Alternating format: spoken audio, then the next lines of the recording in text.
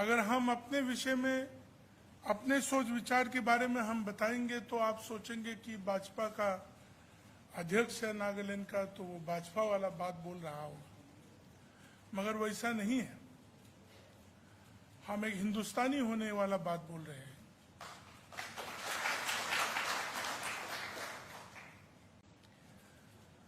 हमारे देश की इतिहास महान इतिहास है। मैं हमारे लोगों को क्या कहता हूं आपको मालूम होना चाहिए। हिंदुस्तान, भारत एक सनातन देश है। ना इसका कोई शुरुआत है, ना कोई अंत है। इस सनातन देश का एक सनातन प्रधानमंत्री, माननीय लोकप्रिय महान मुख्यमंत्री नहीं प्रधानमंत्री श्री नरेंद्र मोदी जी, उनके मार्गदर्शन में आज हमारे देश आगे बढ़ रहे हैं। सनातन होने का एक स्वरूप सबको लेके चलने का, चाहे इस देश का ईसाई हो, मुसलमान हो, जैन हो, बौद्ध धर्म के लोग हो, या अपना, मैं आप लोगों को हिंदू नहीं मानता हूं, सनातन मानता हूं। आप सबको लेके चल रहे हैं। हमें भी, दूसरे धर्म के लोगों को भी सनातन के साथ रहने का और उस चीज को स्वीकार करने का मनोबल होना चाहिए और समझना चाहिए। अगर ये देश सनातन नहीं होता तो हम लोग आज इस स्थान में नहीं होता। और हमारे हिंदू भाइयों और बहनों को मैं बहुत नमन करता हूं, क्योंकि आप लोगों की विचारधारा में सनातन है। सब चीजों में, हर रूप में भगवान देखता है, इसलिए आप सबों को लेकर चल रहा है। ये देश सिर्फ अपने देशवासियों के लिए एक एग्जाम्पल नहीं है, विश्व के लिए एक एग्जाम्पल है। हमारे देश में जितने अलग अलग विभिन्न जनजाति और अलग अलग कास्ट, अलग अलग, हर 200 किलोमीटर में, 200 मीटर में अलग एक व्यवहार वाला आदमी, अलग एक धर्म या अलग सोच विचार वाला आदमी मिल जाते हैं। उस देश को हम सब एक करके लेके चलना पड़ेगा। मैं दिल्ली में बहुत बार आता हूं और मैं कहता हूं हमारे यहाँ अधिकारियों को, हमारी सुनील जी जो है हमारे बड़ा भाई, और मोदी जी सबसे बड़ा भाई, वो लोग तो पूर्वोत्तर में रह के आए हैं, वो लोग जानते हैं।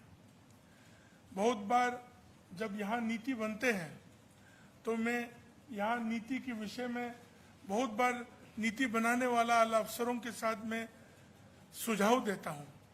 कभी कभार आके आप लोग वहाँ प्रवास करिए, एक गांव में आके 1-2 हफ्ता रहिए, वहाँ के लोगों के साथ एक बार रहिए, या तो कभी टूरिस्ट के रूप से भी आइए। वहाँ की लोग कैसा रहते हैं, कैसा जीते हैं, क्या करते हैं, और वहाँ के सोच विचार कैसे हैं।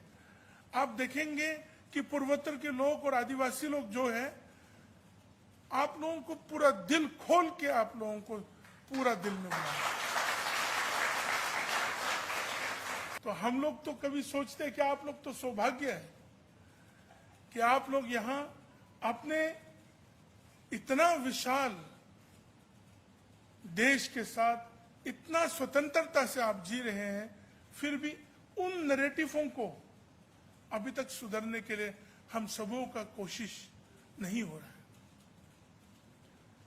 आज माय होम इंडिया जिस प्लेटफॉर्म से देशभक्ति के लिए, देश के लिए, राजनीति के लिए नहीं,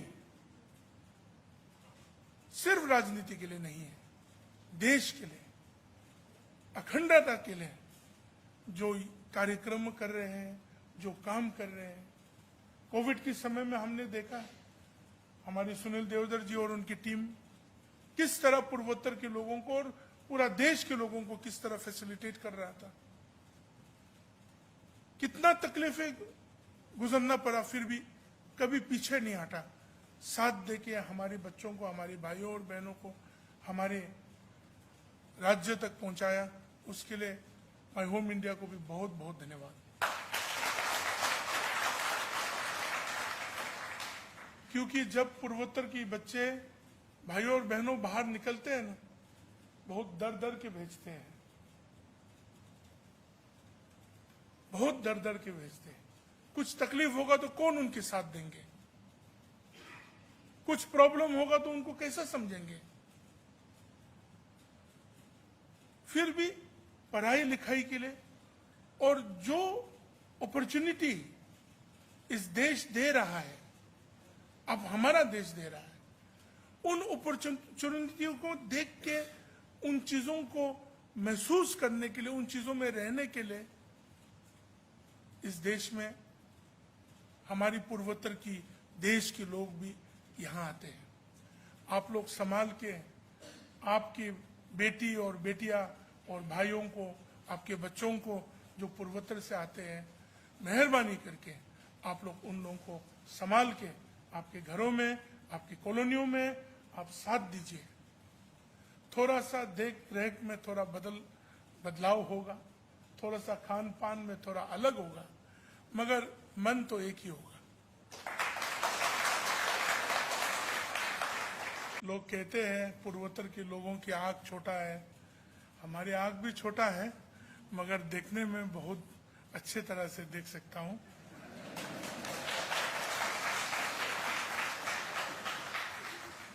छोटे आंख होने से एक फायदा है, गंदगी कम घुसते हैं, और बहुत कभी कभार मंच में बैठे हुए लंबा जब कार्यक्रम चलते हैं, हमने एक तरीका से सो भी जाते हैं, तब किसी को मालूम नहीं पड़ते कि वो सो रहे या जाग रहे। हम 1999 में ताजमहल देखने गए थे। उस समय आम आदमी की लाइन में हमारे देशवासियों के साथ हम भी जोड़ गए।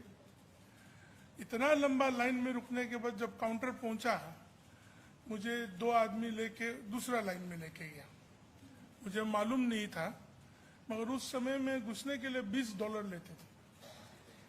तो $20 तो जिंदगी में हमको उस समय में मिला भी नहीं और देखा भी नहीं था। तो उस तरह होके मुझे बहुत कन्विंस करना पड़ा कि हम हिंदुस्तानी हैं और हम नागालैंड से हैं। तो उस समय हम जब बोला वहाँ के लोगों को कि मैं नागालैंड से हूँ, तो किसी ने ये भी पूछा कि कौन सा लैंड, स्विट्जरलैंड या फिनलैंड, कहाँ कौन सा लैंड से। तो हम उस दिन को नहीं भूलते हैं और आज के इस दिन को भी कभी नहीं भूलेंगे कि आज जनजातियों के बारे में पूर्वोत्तर के लिए हमारे देश भी एक होके हम लोगों को भी इस मंच और इस जगह को सबके सामने देने के लिए ये जो सौभाग्य हमको दिया है, वो सिर्फ हमारे लिए नहीं, हमारे पूरा पूर्वोत्तर के लोगों के लिए और जनजातियों के लिए ये गर्व की बात है।